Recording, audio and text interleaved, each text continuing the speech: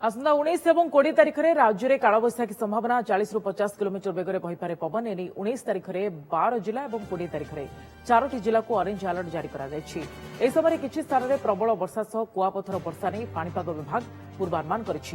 19 तारिख में कटक ढेंकानाल अनुगोल खोर्धा नयागढ़ बौद्ध कंधमाल गंजाम रायगड़ा कलाहांडी बलांगीर और नवरंगपुर जिला को ऑरेंज वार्निंग जारी होती। यह बाद 19 तारिख में 14टी जिला को येलो वार्निंग जारी करपरी 20 तारिख में कटक खोर्धा नयागढ़ और कंधमाल जिला को जारी होती ऑरेंज अलर्ट।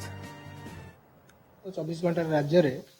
किसी स्थान में हालुका वर्षा रही सर्वाधिक वर्षा कंधमाल जिलार जी उदयगिरी में पाखापाखि 59 मिलीमीटर वर्षा रेकर्ड कर बरगढ़ गाईसिलेट जो 55 मिलीमीटर गंजाम बागुड़ा पाखापाखि 53 मिलीमीटर राज्य अनेक स्थान में मध्यम धरण वर्षा रेकर्ड कर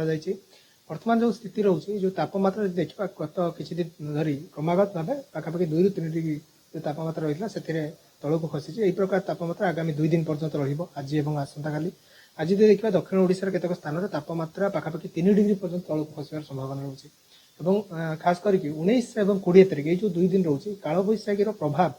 यथेष्ट अधिक रमर झड़ पवन जोटा कि आम अनुमान कर 40 ରୁ 50 किलोमीटर 19 तारिख में ता सहित कुआपथर वर्षा और भारी वर्षार पूर्वानुमान जारी कर